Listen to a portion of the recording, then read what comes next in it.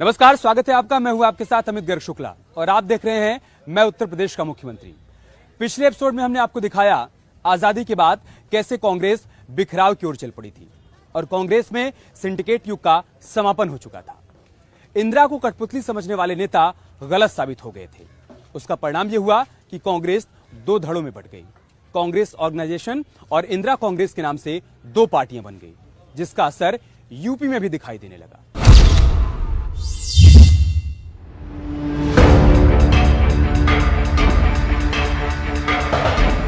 हेमवती नंदन बहुगुणा पहाड़ के गढ़वाल के नेता माने जाते थे, तो कांग्रेस ने उस वक्त कुमाऊं के नेता नारायण दत्त तिवारी को आगे बढ़ाया। उनके बारे में मशहूर था कि तिवारी बखूबी जानते थे कि राजनीति में कैसे आगे बढ़ा जाता है। संजय गांधी से लेकर राजीव गांधी तक वो उनकी गुड लिस्ट में बने रहे। उन दिनों उनके कई किस्से बेहद मशहूर भी थे। इस तरफ परेड ग्राउंड की लेसडाउन रोड की तरफ उस समय मंच लगा हुआ था, मुझे स्टिल रिमेम्बर। उसके बाद चरण सिंह भी आए तो उधर ही थे। तो उस समय मैंने देखा वो झुक के कुछ, या तो लोग कहते हैं चप्पल उठाया, लेकिन हम लोग थे, हम उस समय स्टूडेंट थे, यहाँ पढ़ते थे, तो उठाया है उन्होंने, कुछ उठाया, या तो चप्पल उठाई या क्या उठाई, तो उसमें कहा जाता था। ये वो वक्त था जब देश में इमरजेंसी लगी हुई थी। बहुगुणा को सीएम पद से हटाया जा चुका था, तो संजय गांधी की बदौलत एनडी तिवारी मुख्यमंत्री की कुर्सी तक जा पहुंचे। सादर अभिनंदन और अभिवादन। एनडी तिवारी हर मुश्किल हालात को बड़ी ही आसानी से हैंडल कर लेते थे। वो पार्टी में धीरे धीरे अपनी पकड़ मजबूत करने में जुटे थे। तो वो जो थे वो आम आदमी के साथ एकदम हिल मिल जाते थे। ये एनडी तिवारी जी की विशेषता थी। और दूसरा, उनको एक चीज़ जो मुझे उनकी बहुत पसंद आती थी, वो कुमाऊं की संस्कृति, और कुमाऊं की संस्कृति के जो फाइनर पॉइंट्स हैं, कल्चर जो है हमारी, उस संस्कृति का उन्हें बहुत अच्छा ज्ञान था। एनडी तिवारी को गुस्सा बहुत कम आता था, लेकिन वो किसी से नाराज होते थे तो अपनी बोलने की खास शैली में नाराजगी जता भी देते थे। क्या सब लोग परी पर हैं? तभी सेवा हो सकती है। एक बार वो मुख्यमंत्री उत्तर प्रदेश के नाते एक प्रेस कॉन्फ्रेंस कर रहे थे, तो एक पत्रकार ने बहुत ही दबा के सवाल पूछा कि ये हो रहा है, ये हो रहा है, ये हो रहा है, ये हो रहा है, ये हो रहा है। तो तिवारी जी ने बड़ी सहजता से कहा, अच्छा तो बताइए फिर क्या करें। और वो पत्रकार एकदम निरुत्तर हो गया, क्योंकि उसके पास सवाल तो थे, जवाब नहीं था। तिवारी ने ही आज के हाईटेक नोएडा की नींव रखी थी। तो जब पहली बार मुख्यमंत्री बने तो गाजियाबाद के रूप में नए जिले का गठन भी किया था। उत्तर प्रदेश जो आज नोएडा है, जो आज को दिल्ली के मुकाबले का एक शहर उत्तर प्रदेश का नजर आता है, तो उसके तिवारी जी की वो देन है। आपका काशीपुर है, ये तराई में जो कुछ जो विकास है जो आज है, वो तिवारी जी की देन है। तिवारी जब तीसरी बार यूपी के मुख्यमंत्री बने तो अयोध्या का मुद्दा सुलझ चुका था। हिंदूवादी संगठन विवादित स्थल पर शिलान्यास का फैसला ले चुके थे। मंदिर के लिए धर्मशिलाएं अयोध्या पहुंचने लगी। तो 9 नवंबर 1989 को आखिरकार विश्व हिंदू परिषद ने दलित कामेश्वर चौपाल के हाथों मंदिर का अनौपचारिक शिलान्यास कर दिया। तो वो जो कहा जाता है कि नारायण दत्त तिवारी ने शिलान्यास करवाया, वो करवाया नहीं, वो रोकने की कोशिश की थी, लेकिन वो गिरफ्तार करने की नौबत तक नहीं आना चाहते थे, इसलिए उन्होंने कहा भैया कर लो। 90 के दशक में वो दौर भी आया जब एनडी तिवारी प्रधानमंत्री की कुर्सी के करीब पहुंच गए थे, लेकिन बीजेपी के युवा नेता बलराज पासी ने उन्हें हराकर उनके सपने को तोड़ दिया। तिवारी एकमात्र ऐसे नेता हैं जो 2 अलग अलग राज्यों के मुख्यमंत्री भी रहे। जब यूपी से अलग होकर उत्तराखंड अस्तित्व में आया तो 2002 में कांग्रेस के चुनाव जीतते ही उन्हें नवोदित राज्य का मुख्यमंत्री बनाया गया। बिल्कुल नया राज्य था, जैसे कहना चाहिए एक पालने में बच्चे की तरह राज्य था। उन्होंने इन 5 साल के अंदर, आप सिडकुल देख लीजिए, और ऊर्जा प्रदेश का नारा दिया था कि ताकि अनवरत बिजली इस प्रदेश को मिले और सारी इंडस्ट्रीज कम बिजली दर की वजह से यहाँ आए। जैसे जैसे उनकी उम्र ढलती जा रही थी, उनका महिलाओं के प्रति खास लगाव भी उजागर होने लगा, जिसको देखते हुए उन दिनों उत्तराखंड में एक गाना बेहद मशहूर हो। सियासत के आखिरी दिनों में तिवारी कई विवादों में फंस गए, जिन्होंने उनके चमकदार राजनीतिक करियर पर बदनुमा दाग लगा डाला। तिवारी अपने निजी रिश्तों को लेकर भी काफी चर्चा में रहे।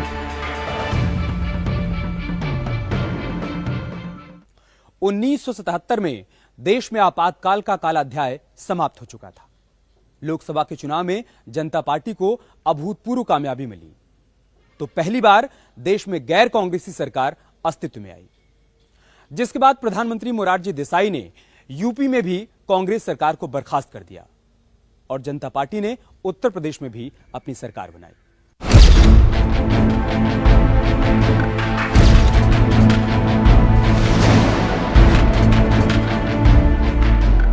उन्नीस 1977 में इमरजेंसी हटते ही यूपी में एक बार फिर विधानसभा चुनाव का बिगुल बज गया। जनता कांग्रेस से बेहद नाराज थी। ऐसे में यूपी में हुए चुनाव में भी जनता पार्टी को प्रचंड बहुमत मिला और 352 सीटें जीतकर जनता पार्टी की सरकार बनी। लेकिन मुख्यमंत्री के चयन को लेकर मामला फंस गया। राजनारायण ने आजमगढ़ से सांसद राम नरेश यादव का नाम आगे बढ़ाया। 70 के दशक में राम नरेश यादव पिछड़े नेता के तौर पर अपनी पहचान बना चुके थे। मुलायम सिंह यादव भी पिछड़े वोट पर अपनी दावेदारी साबित करने में लगे थे, लेकिन चौधरी चरण सिंह ने 3 बार के विधायक मुलायम को नजरअंदाज कर राम नरेश यादव के नाम पर मुहर लगाई। उनकी स्वीकार्यता सिर्फ इसलिए बनी क्योंकि उस समय के जनता पार्टी के जो घटक दल थे, उन सबको एक ऐसा व्यक्ति चाहिए था जो कि बहुत ओपनली किसी एक पार्टी के साथ आइडेंटिफाई ना होता हो और सभी जो घटक हैं उनके जो अपने नीतिगत राजनीतिक निर्णय थे या जो सोच थी, सबको साथ लेके आगे चल पड़े। दरअसल उस वक्त राम नरेश यादव आजमगढ़ से जुड़े मुद्दों को लेकर दिल्ली आए हुए थे। वो केंद्रीय स्वास्थ्य मंत्री राजनारायण के ऑफिस पहुंचे। तब राजनारायण कुछ उधेड़-बुन में लगे थे। तभी राम नरेश को देखकर उनके चेहरे पर रौनक आ गई और वो तुरंत राम नरेश को लेकर चौधरी चरण सिंह के कमरे में पहुंचे, जिसके बाद राम नरेश यादव को आनन फानन में ट्रेन से दिल्ली से लखनऊ भेजा गया। उनका किस्सा मशहूर है कि जब वो लखनऊ स्टेशन पहुंचे तो साइकिल रिक्शे पर बैठकर ही राजभवन की तरफ चल दिए। ये भी संयोग है कि जब उन्होंने मुख्यमंत्री पद से इस्तीफा दिया तो राजभवन से अपने घर तक रिक्शे से ही गए थे। तो सभी दलों को लगता था कि ये किसी एक विचारधारा के प्रति ज़्यादा झुकाव है इनका और किसी एक विचारधारा को पूरी तरह से इग्नोर करते हैं। और मुझे लगता है कि अगर ऊपर के स्तर पर देखें तो पूरी की पूरी जनता पार्टी में भी यही सोच थी, जो कि बाद में उसके बिखराव का कारण बनी और यही राम नरेश यादव को हटाने का भी कारण बना।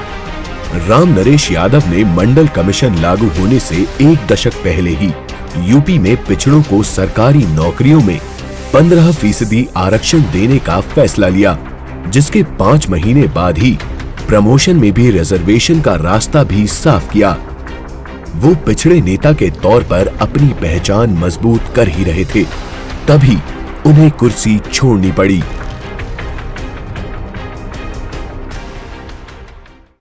राम नरेश यादव की जैसे अप्रत्याशित तरीके से मुख्यमंत्री के पद पर ताजपोशी हुई, वैसे अप्रत्याशित तरीके से उनकी विदाई भी हुई, जिसके बाद जनता पार्टी की सरकार में वैश्य समाज से जुड़े एक ऐसे नेता की मुख्यमंत्री के पद पर ताजपोशी हुई जो अपनी संगठन क्षमता का लोहा पहले ही कांग्रेस में मनवा चुका था।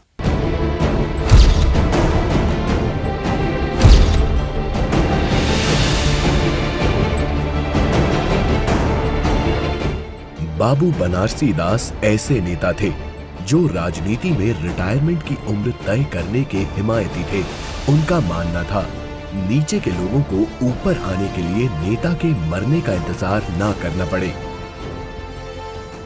जैसे हर विभाग में, सरकारी नौकरियों में या अन्य विभागों में जैसे एक काम करने की उम्र सीमा होती है, तो बाबू बनारसी दास का स्पष्ट मानना था कि जो राजनीति है, राजनीति में भी एक सेवानिवृत्ति का, रिटायरमेंट की एक आयु निश्चित रूप से होनी चाहिए और राजनीति में तमाम युवाओं को आने के लिए, आगे बढ़ने के अवसर प्रदान करने चाहिए। एक ऐसा आदमी जो जनता के संघर्षों के बीच से, जन संघर्षों के बीच से जब उभर के आता है, तो जब उसे कोई जिम्मेदारियां मिलती हैं तो वो जानता है कि उस सत्ता के लिए वो भूखा नहीं होता है, वो बल्कि सादगी के जीवन में ही उसको वो सम्मान प्राप्त होता है। राम नरेश के इस्तीफे के बाद जनता पार्टी ने राजनीति में बाबू के नाम से मशहूर बनारसी दास की ताजपोशी की।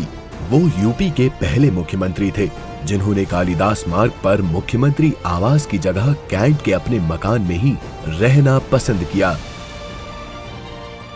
मुख्यमंत्री के रूप में उन्होंने लंबा तामझाम नहीं रखा। उन्होंने मुख्यमंत्री विवेकाधीन कोष को पारदर्शी बनाने के लिए ऑडिट करने का आदेश भी दिया।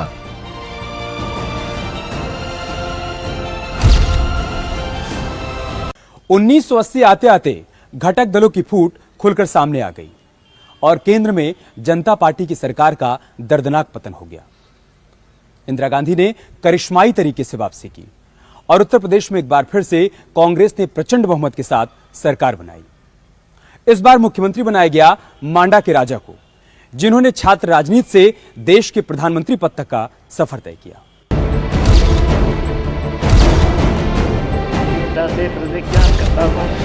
सत्यनिष्ठा से प्रतिज्ञान करता हूँ द्वारा स्थापित भारत के संविधान की ऐसी कोई सूरत निकले, कोई मेल मोहब्बत का रास्ता तो निकले। राजा नहीं फकीर है, देश की तकदीर है। इसी नारे के साथ विश्वनाथ प्रताप सिंह देश की सियासत में तेजी से उभरे। उस दौर में वीपी सिंह को गरीबों का मसीहा तक कहा जाता था। वीपी सिंह उस समय युवा थे, तेज तर्रार थे। उनकी आम पब्लिक में गरीबों में बहुत अच्छी इमेज थी। गरीबों के लिए वह करते थे, उनके लिए कई योजनाएं शुरू की थी। इससे गरीब तबका उनसे जुड़ा था। इसी वजह से इंदिरा गांधी जी ने उनको चीफ मिनिस्टर बनाया। जनता पार्टी के पतन के बाद से और दोबारा श्रीमती गांधी सत्ता में लौटी तो उस समय वो स्वयं ऐसे नेताओं की तलाश कर रही थी जिनको लेकर वो नए तरीके से अपने आप को मजबूत कर सकें, खासतौर पर उत्तर प्रदेश में। और वीर विश्वनाथ प्रताप सिंह उन्हीं परिस्थितियों में उत्तर प्रदेश के मुख्यमंत्री बनाए गए। उन दिनों यूपी में डकैती की घटनाएं अप्रत्याशित रूप से काफी बढ़ चुकी थी, जिससे निपटने के लिए वीपी सिंह ने डाकुओं के खिलाफ मुहिम छेड़ दी। लेकिन इसके बावजूद 1981 में बहुचर्चित बेहमई कांड हुआ, जिसमें दस्यु सुंदरी फुलन देवी ने ठाकुर समाज के 20 लोगों की हत्या कर दी। इस नरसंहार के बाद सरकार की जमकर किरकिरी हुई, जिसके बाद डाकुओं ने जंगल में शिकार खेलने गए वीपी सिंह के भाई जज चंद्रशेखर प्रताप सिंह की भी अनजाने में हत्या कर दी, जिसके चलते 1982 में वीपी सिंह ने मुख्यमंत्री पद से इस्तीफा दे दिया। विश्वनाथ प्रताप सिंह ने एज ए चीफ मिनिस्टर एक बहुत ही हार्ड स्टेप लिया और इसको अपनी प्रायोरिटी में शामिल किया। दस्यु उन्मूलन अभियान उस समय यूपी गवर्नमेंट का सबसे प्राइम फ्लैगशिप प्रोग्राम हो गया। इस्तीफा देने के बाद वीपी सिंह को केंद्र की राजनीति में बुला लिया गया और बाद में उन्होंने राजीव गांधी सरकार में कई अहम मंत्रालय भी संभाले। लेकिन फिर बोफोर्स घोटाले को लेकर उन्होंने राजीव गांधी के खिलाफ मोर्चा खोल लिया और कांग्रेस ने उन्हें पार्टी से निकाल दिया। सिद्धांतों को सर्वोपरि रखते हुए उन्होंने सिद्धांतों से समझौता नहीं किया और बेमई कांड में से संबंधित किसी भी आरोपी को पक्ष में न विपक्ष में उन्होंने अपने पद से इस्तीफा देना उचित समझा। जिसके बाद वीपी सिंह ने अरुण नेहरू, आरिफ मोहम्मद खान के साथ मिलकर जन मोर्चा बनाया, जो 1989 के लोकसभा चुनाव में जनता दल में तब्दील हो गया, जिसमें कई दूसरे दल भी शामिल थे। लोकसभा चुनाव में कांग्रेस सबसे बड़ी पार्टी बनकर उभरी, लेकिन बहुमत से काफी दूर थी। ऐसे में जनता दल ने बीजेपी और निर्दलियों के समर्थन से सरकार बनाई और वीपी सिंह ने प्रधानमंत्री पद की शपथ ली। लेकिन वीपी सिंह ने प्रधानमंत्री रहते हुए सामाजिक न्याय की दिशा मंडल कमीशन की सिफारिशों को देश में लागू कर दिया, जिसने भविष्य की सियासत की तस्वीर ही बदल डाली। पिछड़े समुदाय के लिए उनकी छवि नायक के रूप में उभरी तो सवर्ण समाज के लिए वो खलनायक बन गए। लेकिन सोमनाथ से अयोध्या के लिए रथ लेकर निकले लाल कृष्ण आडवाणी के रथ को जब पटना में रोक दिया गया तो बीजेपी ने सरकार से समर्थन वापस ले लिया, जिसके चलते वीपी सिंह को प्रधानमंत्री पद से इस्तीफा देना पड़ा और धीरे धीरे उनकी सियासत से विदाई हो गई।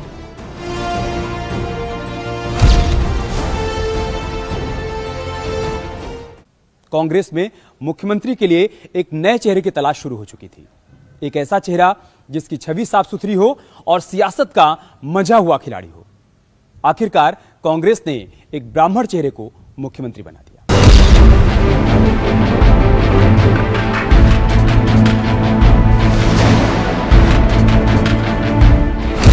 वीपी सिंह को केंद्र की राजनीति में बुला लिया गया। पार्टी आलाकमान के सामने नया मुख्यमंत्री चुनने का संकट फिर आ खड़ा हुआ। कांग्रेस को ऐसा नेता चाहिए था जो अनुभवी भी हो और पार्टी के अंदर उसका अपना कोई गुट ना हो। तो तलाश श्रीपति मिश्रा पर जाकर पूरी हुई। श्रीपति मिश्र मुख्यमंत्री बनते ही उन्होंने कोशिश की जो है और कहीं हद तक सफल रहे और वो जो है जो डकैत थे बीहड़ के उस पे उन्होंने नियंत्रण करने में सफलता हासिल की। श्रीपति मिश्रा के राजनीति में आने की कहानी पूरी फिल्मी है। साल 1958 की बात है। उस दौरान श्रीपति मिश्र फर्रुखाबाद की जिला अदालत में जूनियर जज हुआ करते थे। पहले एक विधानसभा चुनाव लड़ा, वो हार गए, उसके बाद वो जज बन गए, उनका सिलेक्शन हो गया और फिर वो सरकारी नौकरी छोड़कर जो है वो अपने गांव वापस आए जो जौनपुर और प्रतापगढ़ के बॉर्डर पे पड़ता है और उन्होंने वहां से वहां से अपनी राजनीति शुरू की और पहले प्रधान बने। संजय गांधी की मौत के बाद राजीव गांधी कांग्रेस में सक्रिय हो चुके थे। वो राजनीति को समझ रहे थे और संगठन के अंदर अपनी टीम खड़ी कर रहे थे, जिसमें श्रीपति मिश्र फिट नहीं बैठते थे। श्रीपति मिश्रा उन नेताओं में भी शुमार थे जो शाहबानो केस को लेकर सुप्रीम कोर्ट का फैसला पलटने के खिलाफ थे।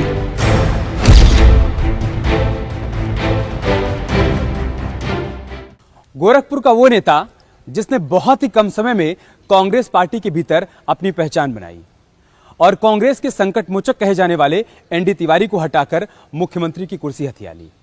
उन्हें कमजोर माना जाता था, लेकिन टिके रहने की कला उन्हें बखूबी आती थी।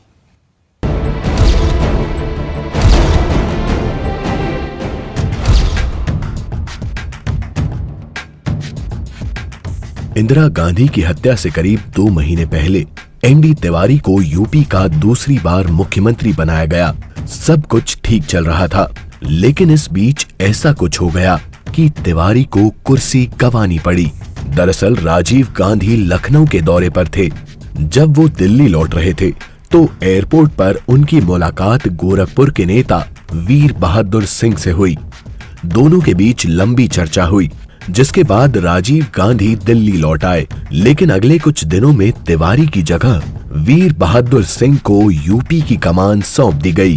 छात्र राजनीति से शुरुआत करने के चलते उनको न केवल जमीनी मुद्दों की बेहतर समझ थी, बल्कि जिसको कहा जाता है कि पब्लिक रिलेशन और पीपल टू पीपल कांटेक्ट, इन दोनों के वो महारथी नेताओं में से एक थे।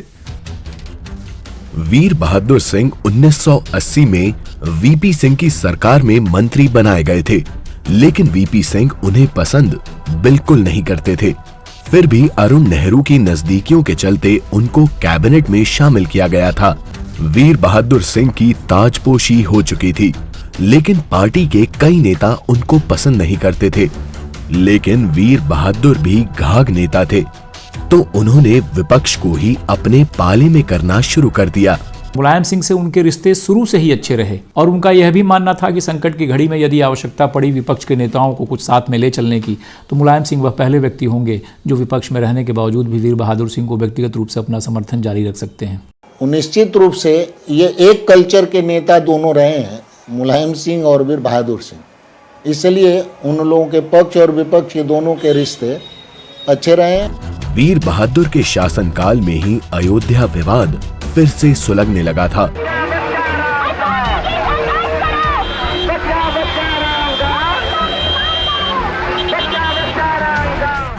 अब ताला खुलने का टाइम हुआ वीर बहादुर सिंह के शासनकाल में 1 फरवरी 1986। तो मतलब एक मजिस्ट्रेट ने पूछा एसएसपी से कि भाई अगर ताला खोल देंगे तो आप लॉ एंड ऑर्डर संभाल लेंगे? उनका संभाल लेंगे। ताला खुल गया।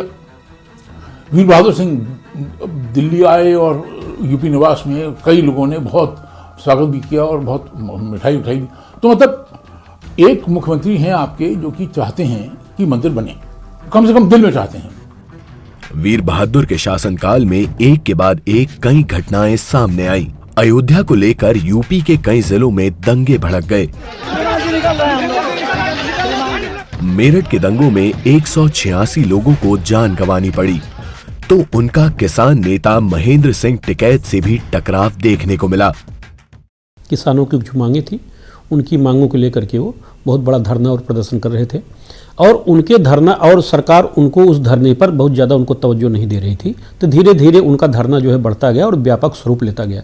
और 1987 में सिसौली में एक ग्राम पंचायत आहूत की गई और उस ग्राम पंचायत में मुख्यमंत्री वीर बहादुर सिंह को बुलाया गया। जब वीर बहादुर सिंह आए और मंच पर बैठे तो कहा जाता है कि महेंद्र सिंह टिकैत ने जब भाषण देना प्रारंभ किया तो वीर बहादुर सिंह मुख्यमंत्री की मौजूदगी में ही जब वो भाषण दे रहे थे तो मुख्यमंत्री वीर बहादुर सिंह को उन्होंने बहुत भला बुरा कहा। दंगों को राष्ट्रीय समस्या बताने वाले वीर बहादुर सिंह को आखिरकार कुर्सी गंवानी पड़ी और राजीव गांधी ने उन्हें केंद्र में बुला लिया। वीर बहादुर के बाद एनडी तिवारी को एक बार फिर से उत्तर प्रदेश का मुख्यमंत्री बनाया गया, लेकिन वो यूपी में कांग्रेस के आखिरी मुख्यमंत्री साबित हुए, क्योंकि वो दौर था जब कई सियासी घटनाक्रम एक साथ घट रहे थे। मंडल और कमंडल के दौर में यूपी की जनता कांग्रेस को नकार चुकी थी। 1989 के बाद यूपी की सियासत में क्या कुछ बदलाव आया और कैसे 3 अलग अलग विचारधाराएं एक साथ परवान चढ़ी, सुनाएंगे आपको उस दौर की कहानी, साथ ही मुख्यमंत्रियों के कुछ और रोचक किस्से, लेकिन अगले एपिसोड में। तब तक के लिए नमस्कार। मैं मुलायम सिंह यादव। मैं कुमारी मायावती। मैं अखिलेश यादव। मैं आदित्यनाथ योगी। उत्तर प्रदेश के मुख्यमंत्रियों की दास्तान